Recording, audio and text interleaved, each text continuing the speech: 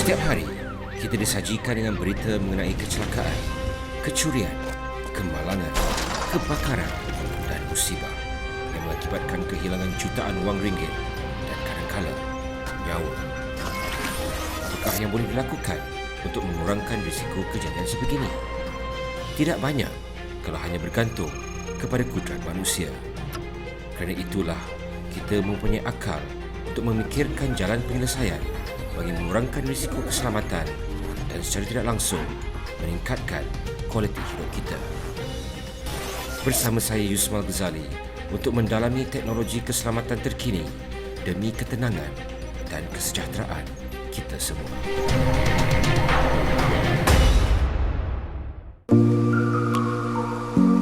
Jalan raya merupakan satu kemudahan awam yang menjadi penghubung dari satu tempat ke satu tempat. Ia adalah tanggungjawab kita semua sebagai pengguna jalan raya untuk memelihara kemudahan ini serta menjadikannya satu medan yang selamat. Oleh itu, semua pengguna jalan raya memainkan peranan untuk memastikan kenderaan mereka sentiasa dalam keadaan terbaik supaya keselamatan pengguna jalan raya terpelihara. Pemeriksaan kenderaan dapat membantu kita memahami keadaan kenderaan supaya kita tahu keperluan penyelenggaraan yang diperlukan bagi memastikan kenderaan kita selamat dan layak berada di atas jalan raya. Pengesanan awal diikuti dengan pembaikan dan penyelenggaraan yang sewajarnya mampu mempertekadkan keupayaan kebolehpanduan kenderaan di jalan raya. Bagi mendalami isu pemantauan pemeriksaan kenderaan ini, kru pantau telah berkunjung ke Pusat Pemeriksaan Kenderaan Berkomputer atau lebih dikenali sebagai Puspakom, sebuah syarikat yang dilantik oleh Kerajaan Malaysia untuk menjalankan pemeriksaan kenderaan, perdagangan dan persendirian. Jalan raya di negara kita ni akan mempunyai pengguna-pengguna, bukan saja pengguna-pengguna dari segi yang pembawa kenderaan tersebut, ia juga pengguna-pengguna yang mungkin menggunakan motosikal, basikal dan pejalan kaki. Jadi ini adalah dari segi pentingnya, dari segi keselamatan ke semua pihak untuk memastikan sama ada keselamatan ini akan dapat dijaga, dikawal ialah dengan membuat pemeriksaan pada keadaan kenderaan tersebut. Apakah isu-isu yang ketara apabila membincangkan tentang pemeriksaan kenderaan? Yang ketara dari segi contohnya, sistem brake kenderaan tersebut. Sistem brake sesuatu kenderaan adalah satu perkara yang penting dalam memelihara keselamatan keadaan kenderaan kereta dan juga keselamatan orang ramai. Yang pentingnya brake kita tahu akan berdasarkan dari segi kecekapan brake. Setakat mana penggunaan brake itu dapat dibuat, dapat digunakan untuk memastikan ia patut berhenti di tempat yang patut dia berhenti. Itu adalah satu yang utama. Itu dari segi contoh dari segi keselamatan dan antara pemeriksaan yang utama. Yang kedua dari segi karbon pengeluaran karbon, pemeliharaan alam sekitar. Dan kalau kita tahu setiap kenderaan itu akan mengeluarkan asap, mengeluarkan asap gas tertentu berdasarkan cara-cara kenderaan itu dipandu dan juga dari segi penyelenggaraan kenderaan tersebut. Jadi sekiranya tiada penyelenggaraan yang sempurna terhadap kenderaan-kenderaan tersebut, ia akan mengeluarkan asap. Semua kenderaan akan mengeluarkan asap, gas. Tapi ia akan mengeluarkan asap atau gas ni yang akan membahayakan orang ramai. Jadi dalam perundangan ada tahap-tahap. Yang ketiga tadi dari segi perundangan. Perundangan kita tidak mahu dalam mana-mana keadaan di jalan raya terdapat kenderaan-kenderaan yang tidak sepatutnya berada di atas jalan raya. Contohnya kenderaan yang tidak mempunyai identiti yang sempurna, kan? Keadaan itu boleh mengakibatkan setengah-setengah isu-isu jenayah sebagainya, kan? Kenderaan curi dan sebagainya, kenderaan-kenderaan yang telah diubah suai yang menyebabkan tahap keselamatannya akan rendah daripada yang sepatutnya. Apakah kaedah yang digunakan oleh Puspakom untuk menyenangkan pengguna membuat pemeriksaan kenderaan? kita berada di mana-mana dalam negara kita, termasuk di Sabah Sarawak dan juga di Semenanjung.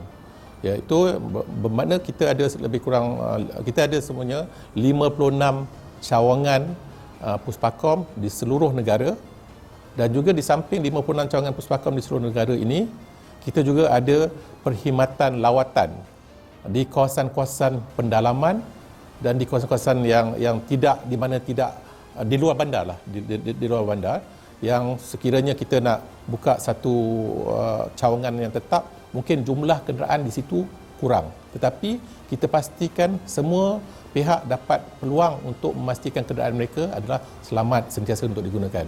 Dan yang ketiga sekali, kita juga ada pasukan bergerak, mobile unit. Kita ada pasukan bergerak yang dari satu semasa ke semasa akan pergi ke kawasan-kawasan yang diperlukan, yang tiada cawangan tetap, dan juga perkhidmatan bergerak ini juga ditawarkan kepada pelanggan-pelanggan kita yang mungkin lebih suka untuk kita datang ke tempatnya. Door to door service, kita datang ke tempatnya. So kita akan buat lawatan ke tempat, dan seperti kita segala kelengkapan semua sama seperti di cawangan, dan kita bawa kelengkapan-kelengkapan itu melalui unit bergerak ni ke tempat-tempat mereka. Apakah piawaian yang digunakan oleh Puspakom dalam pemeriksaan kenderaan? Kandungan pemeriksaan yang dibuatkan itu di Puspakom ni adalah berdasarkan akta-akta yang berkaitan, perundangan, dan juga adalah berdasarkan standard-standard piawaian antarabangsa. Bermakna tiada satu pun pemeriksaan yang kita buat tu adalah rekaan daripada Puspakom.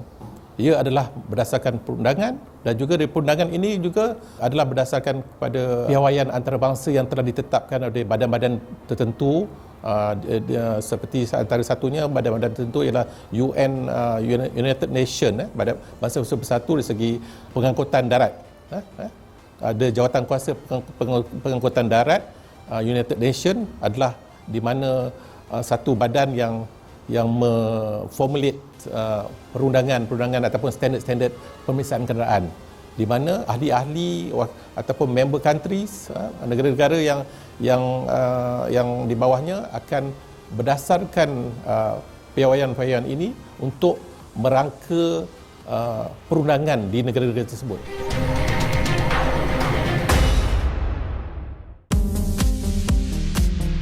Sebelum ini, kita telah bersama Ketua Pegawai Eksekutif Puspakom untuk mengetahui sedikit sebanyak tentang industri pemeriksaan kenderaan. Ternyata, Puspakom memang memainkan peranan yang penting dalam memastikan kenderaan-kenderaan yang berada di jalan raya adalah dalam keadaan yang melepasi piawaian yang telah ditetapkan. Persoalannya, adakah semua kenderaan diwajibkan membuat pemeriksaan? Di negara kita, kenderaan-kenderaan yang dimandatorikan untuk pemeriksaan secara berkala ni adalah kenderaan-kenderaan perdagangan. Perdagangan bermakna lori, truk, dan juga termasuk kenderaan-kenderaan perkhidmatan awam, bas dan teksi.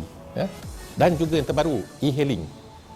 Itu ikut undang-undang, kenderaan-kenderaan yang kategori ini perlulah datang ke pemeriksaan di Puspakom setiap beberapa tempoh masa yang ditetapkan oleh perundangan lah. Dan juga satu kategori lain itu kenderaan persendirian. Kenderaan persendirian dari segi keperluannya adalah untuk buat pemeriksaan hanya buat masa ini perundangan di negara kita cuma bila ada contohnya pertukaran ownership, itu antaranya. Tapi tidak perlu buat masa ini untuk buat pemeriksaan berkala secara tahunan ke, secara 6 bulan sekali ke, belum lagi. Tapi kita juga menawarkan perkhidmatan pemeriksaan sukarela kepada mereka-mereka ini, dan kebanyakannya yang datang ni adalah mereka-mereka yang telah, kata orang tu, sangat pentingkan ataupun penting dan faham tentang kepentingan keselamatan kenderaan mereka.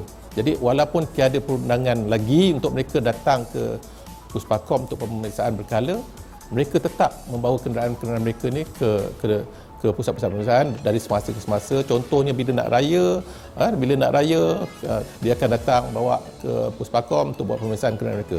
Walaupun tiada perundangan yang ditetapkan lagi buat masa ni. Kami berpeluang untuk memerhati dengan lebih dekat pemeriksaan kenderaan perdagangan yang dijalankan bersama dengan Ketua Pemasaran dan Nasihat Puspakom. Jadi Datuk, ini adalah laluan pertama lah yang semua kenderaan akan lalui. Yes, betul. Apakah laluan ni? Laluan ni adalah laluan untuk bahagian utama untuk menjalankan pemeriksaan sesebuah kenderaan. Apakah yang diuji di sini? Okey, bagi bahagian pertama, maka kenderaan tersebut sebelum kita lalui pemeriksaan lain, bahagian utama iaitu identiti kenderaan untuk mengesan engine chassis number. Dan juga bahagian-bahagian atas iaitu visual inspection, ya, bahagian visual. Jadi kita akan menggunakan tough pack. Tough pad, Tough pack, ya. Tough pack ni banyak memudahkan. Keputusan pemeriksaan adalah telus dan semua keputusan akan diambil dan dimasukkan dalam tough pack tersebut, termasuk sekali dengan mengambil gambar kenderaan. Gambar yang diambil lebih kurang dalam 4 hingga 15 keping gambar yang diambil dan disimpan dalam data. Ini membuktikan kenderaan yang kita periksa adalah baik dan selamat. Selepas mengambil dalam tough pack tersebut, semua maklumat ini akan disalurkan ke dalam server sistem komputer, akan disimpan dalam data kita. So perkara ini semua adalah sulit, telus dan jelas. Jadi yang penting ialah identiti kenderaan tersebut lah. Yes. Sebab kita tak nak chassis nombor lain ataupun ada sikit orang akan tukar chassis. Tidak akan berlaku lah pertukaran nombor seperti tiada akan berlaku. Dia banyak juga yang kita jumpa. Jadi bahagian identiti ini sangat penting. Bukan sahaja kenderaan komersial, kenderaan persendirian juga sangat penting. So ini akan melibatkan, sekiranya tidak diberi perhatian, ini yang akan melibatkan banyak kenderaan curi, kenderaan potong sambung dan sebagainya. So ini adalah bahagian utama yang perlu kita pastikan. Engine chassis number adalah asal sebagaimana yang dikeluar daripada kilang. Kalau seseorang tu telah menukar nombor chassis dia, bolehkah alat ni menentukan pertukaran tu? Tough pack adalah alat untuk mengambil, menyimpan data-data tersebut. Jadi untuk mengesan sama ada engine chassis tersebut asal atau tidak, ini adalah berpandu pada pemeriksa kenderaan. Jadi semua pemeriksa kenderaan telah dilatih, ya, dan telah diiktirafkan mereka adalah boleh kata pakar, ya, untuk mengesan engine dan chassis number. Jadi dia orang boleh tengoklah kalau ada pertukaran ke tidak. Yes.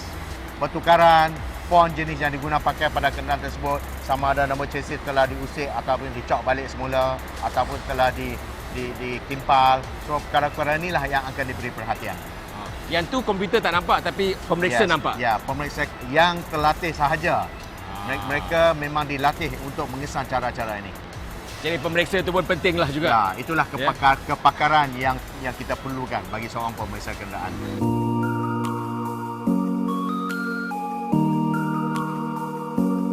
Seterusnya iaitu peringkat pertama dan kita akan masuk kepada peringkat kedua iaitu ujian asap. Ujian asap diberi kepada dua kategori, satu untuk di kenderaan diesel, satu lagi untuk kenderaan petrol. Jadi bahagian petrol kita menjalankan ujian asap dan ujian asap ni alat tersebut yang akan mengarahkan pemeriksa kereta cara untuk tekan asap. Dia akan tekan sehingga 3 saat dia perlu lepas. Sebagaimana yang dipamparkan dalam monitor. Kenapa kena perlu 3 saat tu? Ini adalah sistem. Itulah sistem dan juga standard yang digunakan pakai. Dia tekan 3 saat, dia akan tekan 3 kali. Kemudian dia akan sistem komputer akan mengambil bacaan pururata. So, komputer yang akan mengeluarkan bacaan tersebut dan akan mengeluarkan keputusan lulus ataupun gagal. Pemeriksa kereta, tugas beliau iaitu menekan mengikut sebagaimana yang dipamparkan dalam monitor. Lalu apakah yang akan menyebabkan kandungan asap tu melebihi daripada apa yang patut? Bagaimana kebiasaannya selepas pemeriksaan ada kenderaan yang lulus, ada kenderaan yang gagal. Jadi sekiranya kalau kenderaan tersebut gagal dari segi bahagian asap, beberapa komponen perlu diberi perhatian. Satu, penyelenggaraan kenderaan perlu dilaksanakan mengikut jadual-jadual tersebut. Contoh sekiranya masa untuk tukar minyak hitam perlu ditukar, masa untuk servis injector nozzle perlu dibuat juga. Dan sekiranya kalau gagal lagi masa kenderaan tersebut, yang banyak menyumbangkan kenderaan itu gagal asap, salah satu iaitu enjin combustion dah hilang, bermakna enjin dah makan minyak hitam. Satu. Yang kedua, nozzle yang telah sumbat, lama tidak membuat penyelenggaraan, sumbat, dan itulah menyebabkan diesel yang dimasukkan dalam sistem enjin pembakaran tidak sempurna, dan itulah yang menyebabkan asap hitam sebenarnya. Jadi selalu perkara ini berlaku di Malaysia? Ada juga yang berlaku. Ini atas pemilik kenderaan dan juga pemandu. Ya, cara mereka menjalankan penyelenggaraan kenderaan tersebut. Sekiranya kalau ada tanda-tanda asap ataupun enjin perjalanan tidak sempurna, so itulah yang akan tanda-tanda yang akan mengeluarkan kenderaan tersebut akan mengeluarkan asap hitam. Jadi sekiranya sebelum dikeluarkan asap hitam lebih banyak, jadi saya menasihatkan pemilik kenderaan supaya cepat buat penyelenggaraan, dan ini dapat menjimatkan banyak kos bagi pemilik kenderaan. Jangan tunggu sehingga kerosakan yang lebih besar, di mana itu akan menyebabkan banyak kos penyelenggaraan. Ya, betul. Jangan tunggu di saat akhir. Ya, betul.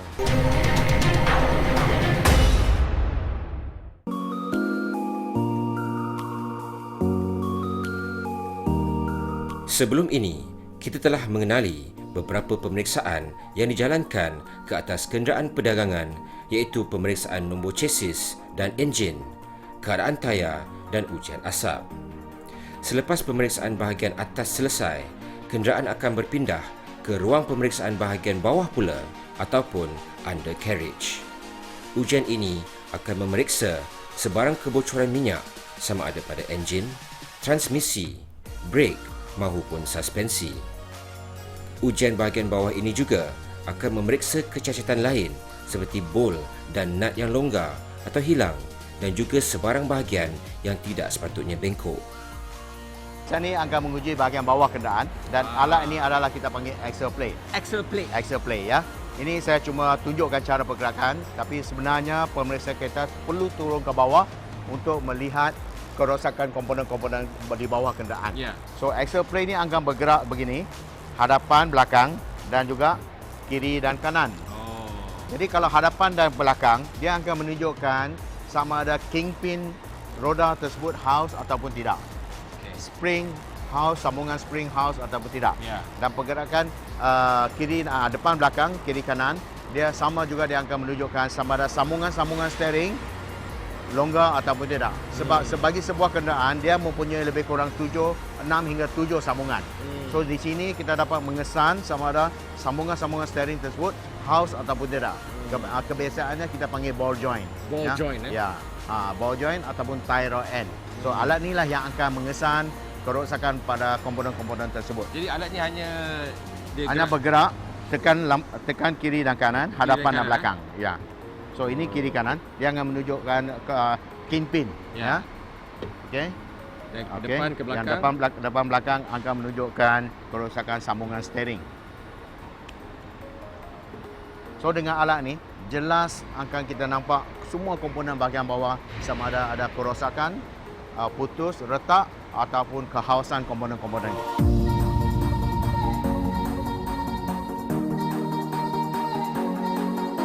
Okey, bahagian ni adalah ujian steering ball joint.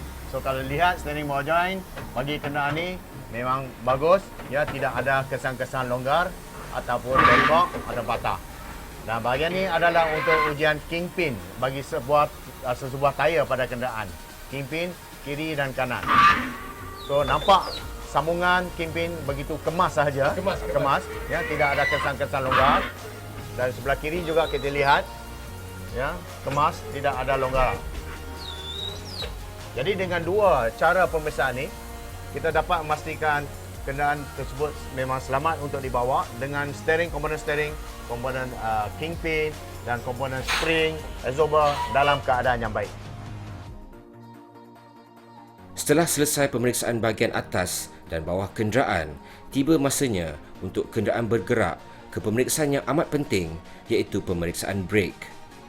Alat pemeriksaan brake ini mampu memeriksa kadar keseimbangan antara brake kiri dan kanan.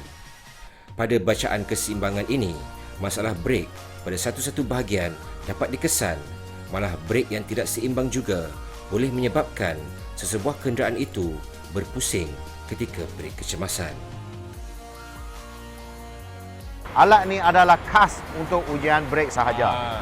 Jadi kalau lihat dalam alat ni, kita ada roller di sini dan bahagian tengah ni adalah untuk menimbang kenderaan. Bila kenderaan masuk ke dalam sistem ini, right, dia akan menimbang berat ganda tersebut. Selepas berat ganda tersebut diambil oleh sistem komputer dan sistem komputer akan mengarahkan pemeriksa kenderaan untuk melepaskan semua sistem brake. Jadi roller tersebut akan memusingkan tayar tersebut. Selepas tayar dan sistem juga akan mengarahkan pemeriksa kereta untuk menekan brake hingga ke maksimum sehinggalah brake roller tersebut berhenti. Jadi roller tu yang akan memusingkan tayar tu. Betul. Roller yang akan memusingkan tayar dan di situlah keputusan akan diambil iaitu berat dan kecengaman seat brake. Dan sistem komputer akan membuat kiraan berapa peratus yang lulus dan gagal. Bagi untuk menentukan sama ada kenderaan tu masa perjalanan lurus ataupun tidak, alat inilah yang akan memberi keputusan, iaitu kita dipanggil gelincir CC. Maksudnya pemeriksa akan membawa kenderaan melalui alat ini. Selepas baik sahaja lepas alat tersebut, bacaan akan dipamparkan pada monitor, ya. Dan ini akan menunjukkan kereta kenderaan tersebut menarik ke sebelah kanan atau sebelah kiri dalam jarak 1 km. Sekiranya melebihi daripada 5 meter dan 1 km kiri ataupun kanan, maka kenderaan itu tidak selamat di atas jalan raya. Apa benda ni sebenarnya, Datuk? Ni apa ni? Oh, dia macam menimbang. Ya, alat ni satu mengesan kenderaan ada dan bahagian hadapan adalah mengesan sama ada ganda tersebut lurus ataupun tidak. Oh, sebab tu dia macam dia boleh bergerak. Ya. Dia Bila dalam melalui, sekiranya bergerak bermakna kereta tu tayar tersebut akan menarik sebelah kanan ataupun sebelah kiri. Faham.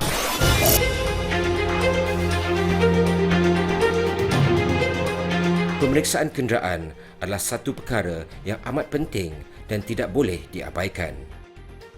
Walaupun ia tidak wajib bagi kenderaan persendirian, pemeriksaan secara sukarela amat disyorkan supaya kita dapat memastikan yang kenderaan kita selamat untuk kita dan pengguna jalan raya yang lain. Apa gunanya kita memandu dengan cermat jika kenderaan kita tidak selamat?